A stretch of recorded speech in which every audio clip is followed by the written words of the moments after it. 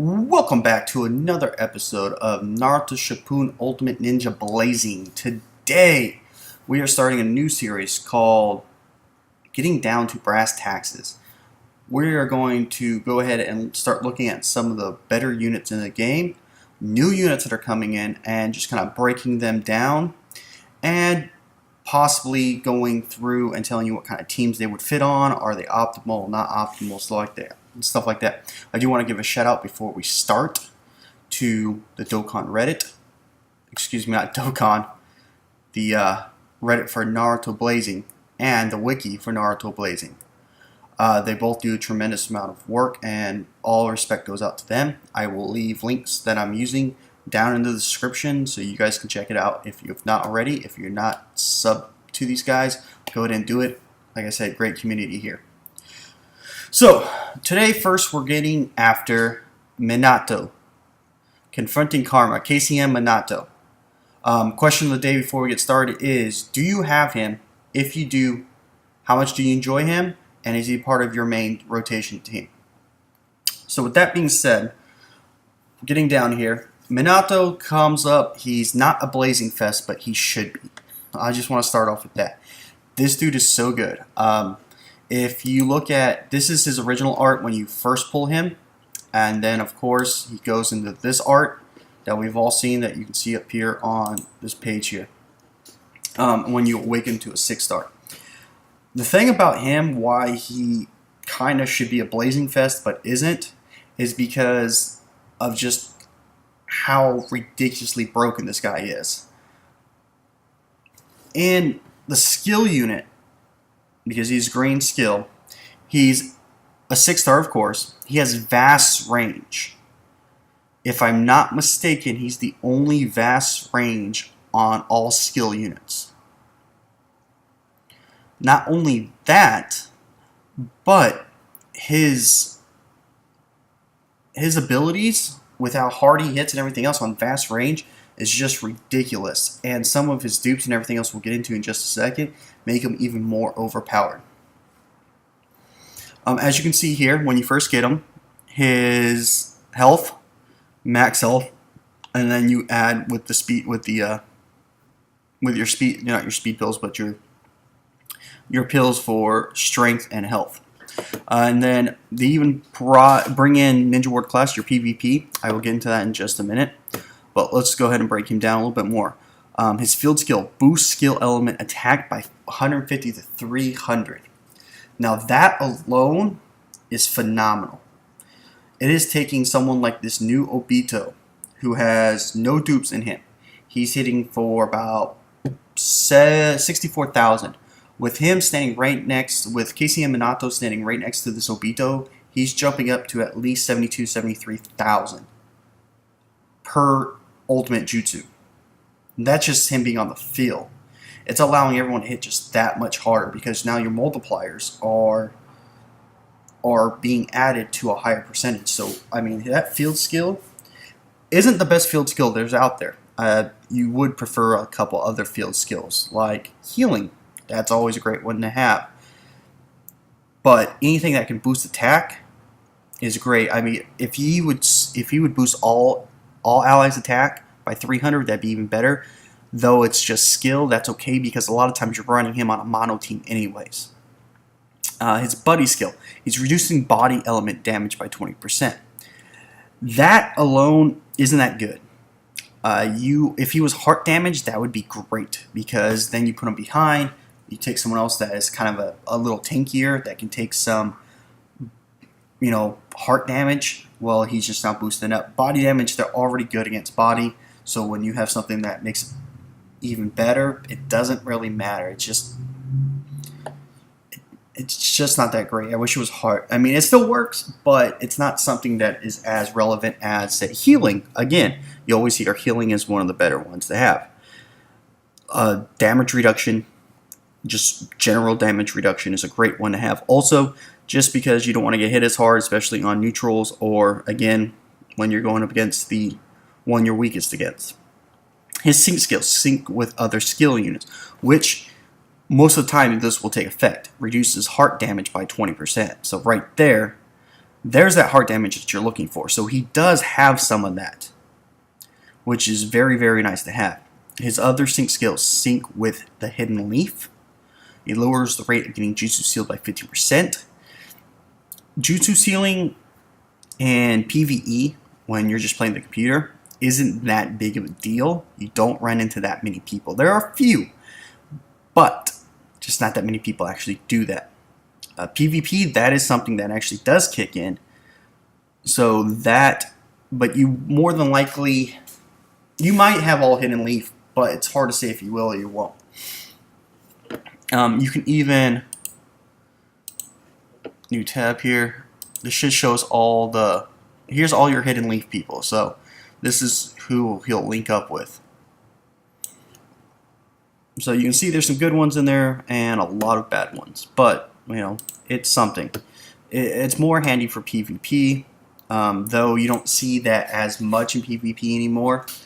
You still see a couple people, but as you don't see it as much in PvP. It's just what I'm trying to get to. Kazakage Gaara and Tayuya, they come in, they'll do occasionally, but that's it. Then that's lower rank, higher ranking people. They just don't seal anymore. Those people have a lot of cons to them. His abilities now.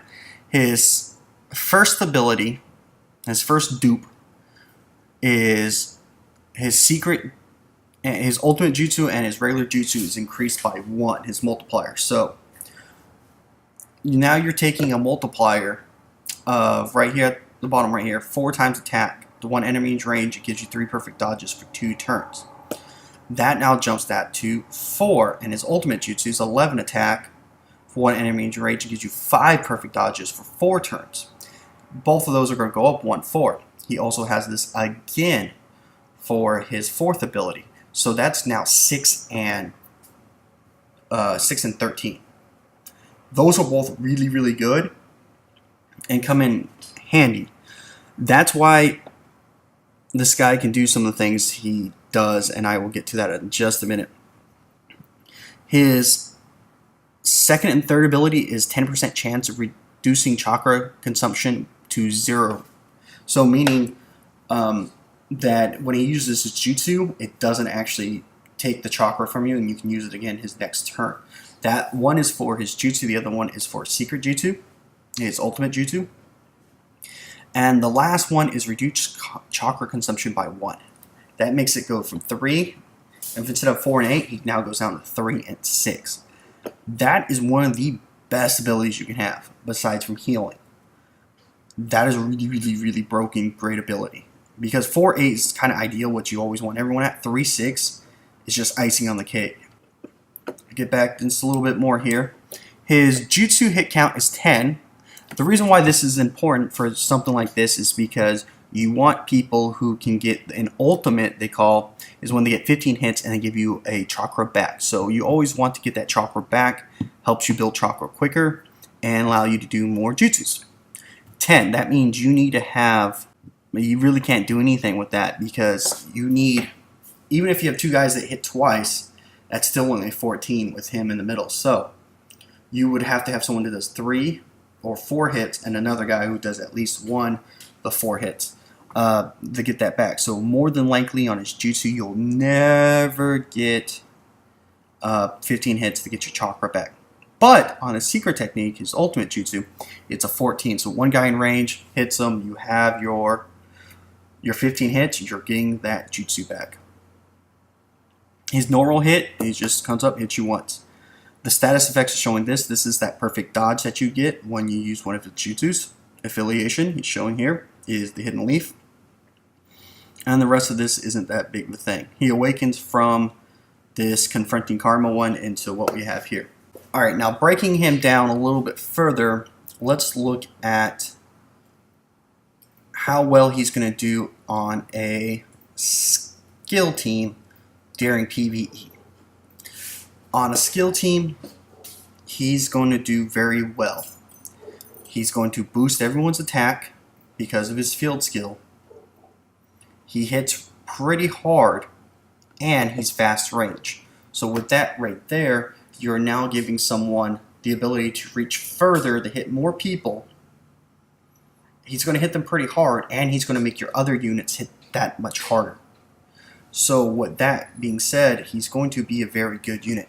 If you have all his dupes and he has a 3 chakra, 6 chakra cost for his regular and his ultimate jutsu, that's kind of a no-brainer. Especially if you're going up against someone where you can kind of slow play it and build up your chakra.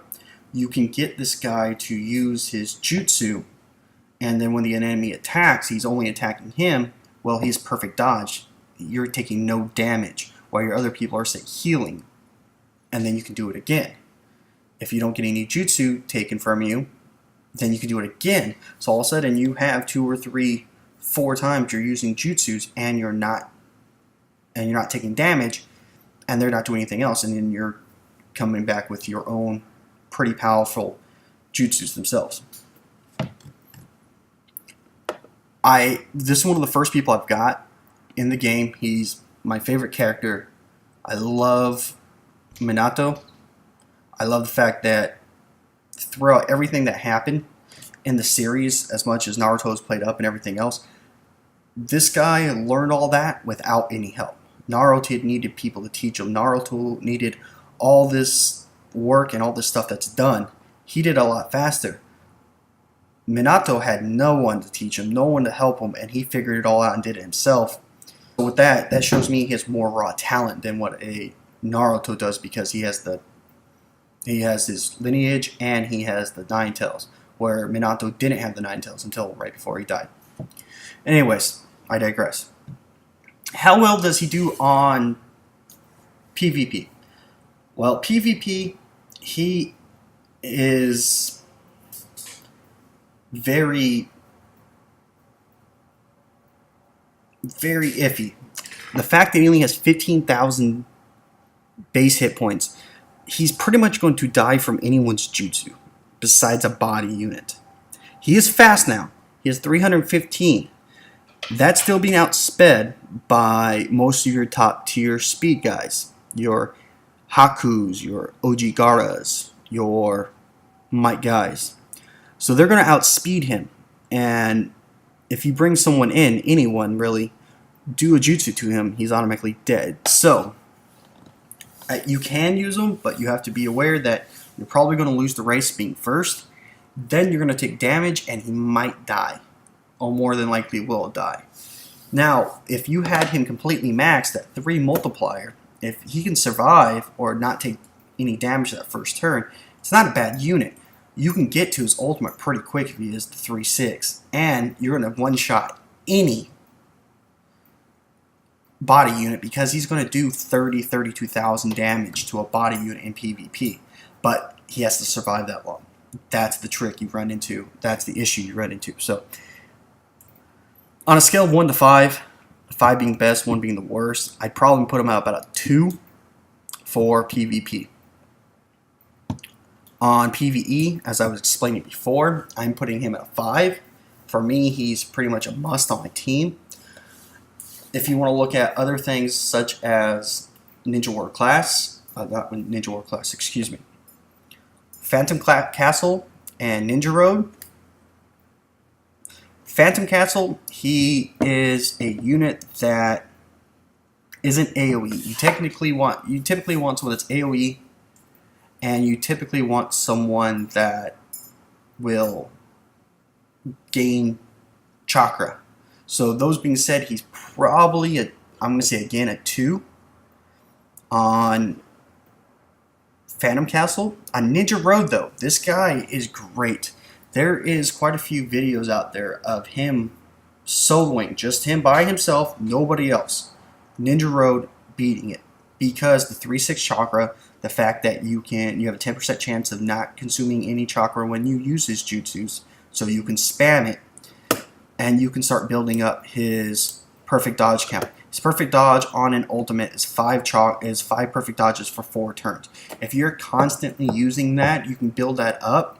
You're going to have 15 to 20 perfect dodges for 16 turns.